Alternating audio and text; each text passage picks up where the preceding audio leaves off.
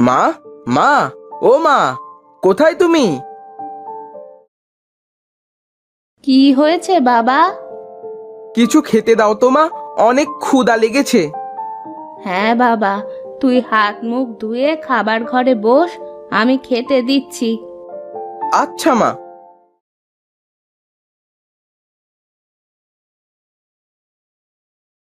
মা, আমাকেও খেতে দাও, আমি ঘরে গেলাম। আচ্ছা বাবা, তুই গিয়ে সুমনের সাথে বস, আমি তো তোদের দুজনকেই খেতে দিচ্ছি।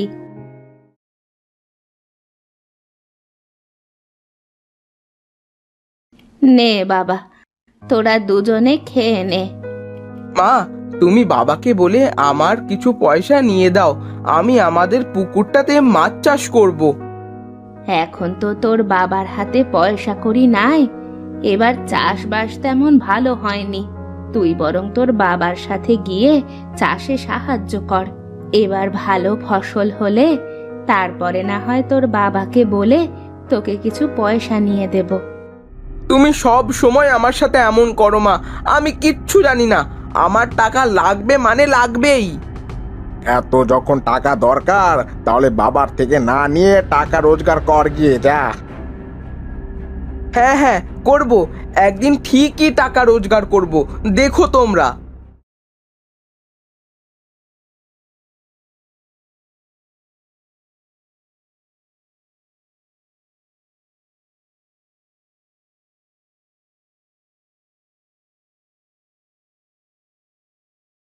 কি রে সুমন, তুই এখানে মন খারাপ করে বসে আছিস কেন? সে কথা আর বলিস না। মায়ের কাছে কিছু টাকা চাইলাম পুকুরে মাছ চাষ করব বলে, কিন্তু মা টাকা দিলই না। হাসান ভাইয়া যখন যা চায় সবই দেয়, কিন্তু আমার বেলায় তাদের টাকা থাকে না। আরে এই সামান্য ব্যাপারে কেউ মন খারাপ করে? টাকা আজ নেই তাই দিচ্ছে না, কাল যখন হবে তখন ঠিকই দেবে। পুকুরটা কবে থেকে খালি পড়ে আছে, তাই ভাবছিলাম যে কিছু মাছ চাষ করব। তা কি মাছ চাষ করবি শুনি? শুনেছি বাজারে নাকি বোয়াল মাছের খুবই দাম, আর মাছগুলো অনেক বড় বড় হয়। তাই ভাবছিলাম বোয়াল মাছ চাষ করব। ধুর গাধা, একবারও ভেবে দেখেছিস এই মাছগুলোর এত দাম কেন? আর এত দামি মাছ গ্রামের মানুষ কি খাবে? না তো, সেটা তো ভেবে দেখিনি। এ মাছগুলো এত দাম কেন? এই মাছগুলো বড় হতে অনেক সময় লাগে, তাই এই মাছগুলো এত দাম। তাহলে কি করা যায় বলতো? কি মাছ চাষ করলে অনেক লাভ হবে? পরশু বাজারে গিয়ে দেখলাম চিংড়ি মাছের অনেক চাহিদা, আর এই মাছ খুব দ্রুত বড় হয়, আবার দামও বেশ ভালো। চিংড়ি মাছ চাষ করতে পারিস। তুই এতদিনে একটা ভালো বুদ্ধি দিয়েছিস। চিংড়ি মাছ খেতে আমারও অনেক ভালো লাগে। তাহলে আমি চিংড়ি মাছ চাষ করব, কিন্তু চিংড়ি মাছের পোনা কোথায় পাবো? আরে ও নিয়ে তুই একদম চিন্তা করিস না, কাল আমরা নদীতে গিয়ে কিছু ডিমওয়ালা চিংড়ি ধরে আনবো, সেগুলো থেকে দেখবি পুকুরে অনেক চিংড়ি হয়ে যাবে। এবার ওরা দুজনেই বাড়িতে চলে যায়।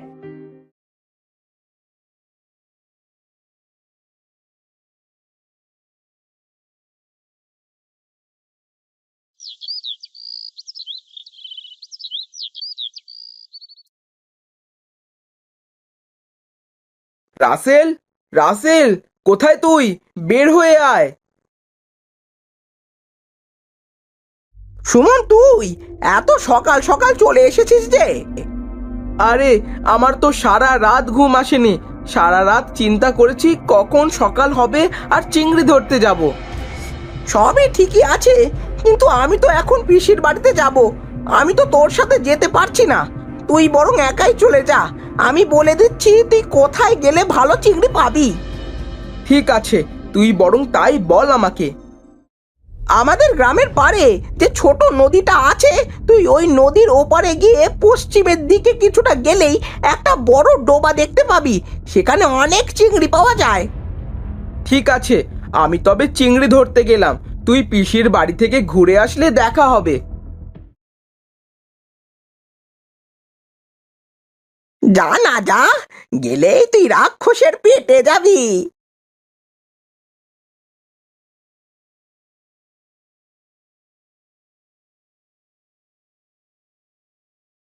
সুমন অনেক পথ হাঁটতে হাঁটতে ছোট নদীর পাড়ে পৌঁছয়।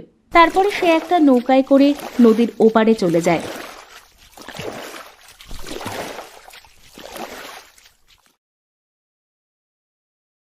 নদীর ওপারে গিয়ে কিছু দূর হাঁটতেই সে জঙ্গলের মধ্যে চলে যায়। সেখানে সে দুইটি রাস্তা দেখতে পায়। রাস্তাটি ছিল মায়াবী রাস্তা। এখানে ভালো মানুষ আসলে রাস্তা তাকে ভালো পথে নিয়ে যায়, আর খারাপ মানুষ আসলে খারাপ দিকে নিয়ে যায়। আরে, রাসেল তো বলেছিল পশ্চিম দিকে যেতে, কিন্তু এখানে কোনটা পূর্ব কোনটা পশ্চিম আমি তো কিছুই বুঝতে পারছি না। এখন কি করি? এরপর সুমন ভালো করে লক্ষ্য করে দেখে একটি রাস্তার পাশে সাদা ফুল ফুটে আছে, আরেকটি রাস্তার পাশে লাল ফুল ফুটে আছে। আরে, এ কি? এখানে তো রাস্তাই বলে দিচ্ছে কোনটা ভালো রাস্তা আর কোনটা খারাপ রাস্তা। সাদা রং সব সময় শুভ হয়, আমি সাদা রাস্তাটা ধরেই যাই। এবার সুমন সাদা ফুল ফুটে থাকা রাস্তা ধরে সামনে এগোতে থাকে। কিছু দূর গিয়ে সে একটি বড় পুকুর দেখতে পায়। আরে, এই তো পেয়েছি। রাসেল মনে হয় আমাকে এই পুকুরের কথাই বলেছিল। তখন সেখান থেকে একটা জলপরী সুমনের কাছে আসে। কে তুমি? এখানে কেন এসেছো? আরে, আপনি কে? আমার বন্ধু বলেছে এখানে অনেক নাকি চিংড়ি মাছ পাওয়া যায়। আমি চিংড়ি মাছ চাষ করার জন্য এখান থেকে চিংড়ি ধরতে এসেছি। এখানে আসার মতো দুঃসাহস তুমি কিভাবে পেলে? আজ তুমি সৎ হৃদয়ের মানুষ বলে এখনো বেঁচে আছো। আপনি এসব কি বলছেন? আমি তো কিছুই বুঝতে পারছি না। এখানে কেবলমাত্র সৎ হৃদয়ের মানুষরা প্রবেশ করতে পারে। তুমি যে পথ দিয়ে এখানে এসেছো এটা কোনো সাধারণ পথ নয়। তুমি যদি অসৎ ব্যক্তি হতে তবে ভুল পথে গিয়ে প্রাণ হারাতে।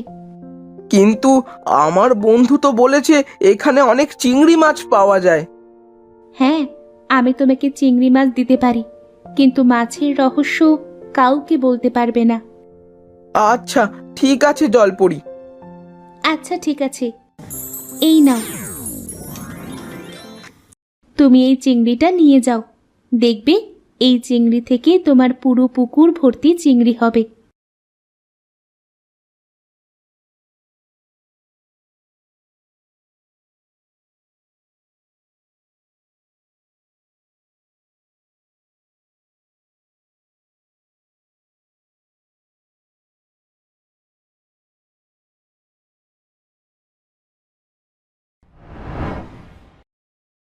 আজ কয়েকটা দিন পুকুর পাড়ে যাওয়া হয়নি। যাই, আজ পুকুর পাড়ে গিয়ে দেখি জলপরির কথা সত্যি হলো কিনা।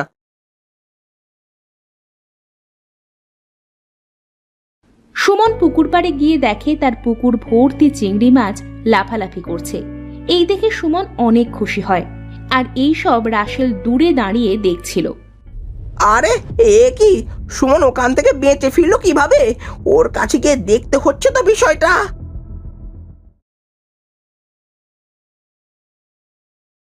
কি রে সুমন, তুই মাত্র এই কয়েকদিনে কিভাবে এত চিংড়ি চাষ করলি? কেন, তোর বলা জায়গা থেকেই তো আমি চিংড়ি ধরে এনে পুকুরে ছেড়ে দিয়েছিলাম। এখন এসে দেখি পুকুর ভর্তি চিংড়ি মাছ হয়ে গেছে। বলিস কি?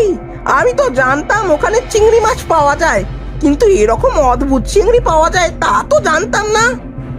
এই বলে রাসেল চলে যায় চিংড়ি মাছ ধরার উদ্দেশ্যে।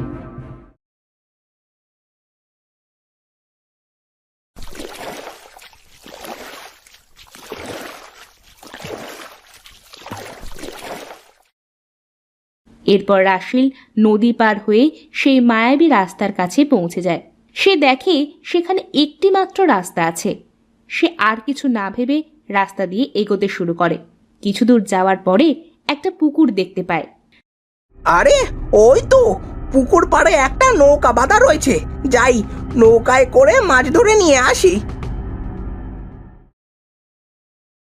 এই যে বালক, তুমি আমাকে ব্যবহার করতে পারো, কিন্তু মনে রাখবে আমি যে কোনো দুটি বস্তুর বেশি বহন করতে পারি না। সে কি কথা? এত বড় নৌকা হয়ে দুটি জিনিসের বেশি বহন করতে পারবে না? আচ্ছা, সেসব পরে দেখা যাবে। এখন আমাকে পুকুরের মাঝে নিয়ে চলো। বেশ, তাই চলো। এরপর রাসেল সে নৌকায় করে পুকুরের মাঝে গিয়ে জাল ফেলতেই অনেক মাছ উঠে আসে। আরে বাহ, আজ আমি সব মাছ বাড়িতে নিয়ে যাব। আরে কি করছো ডোবাবে নাকি আমাকে? মিথ্যে বলার জায়গা পাও না। এত বড় নৌকা হয়ে এতটুকু মাছ নিয়ে নাকি তুমি ডুবে যাবে? আমি কি এতই বোকা? নৌকাটা পানিতে ডুবে রাসেল সেখানে মারা যায়। আর এদিকে কিছুদিন যেতেই সুমন বিশাল বড় একটা চিংড়ির ঘের বানিয়ে ফেলে। তারপর সে সুখে শান্তিতে বসবাস করতে থাকে।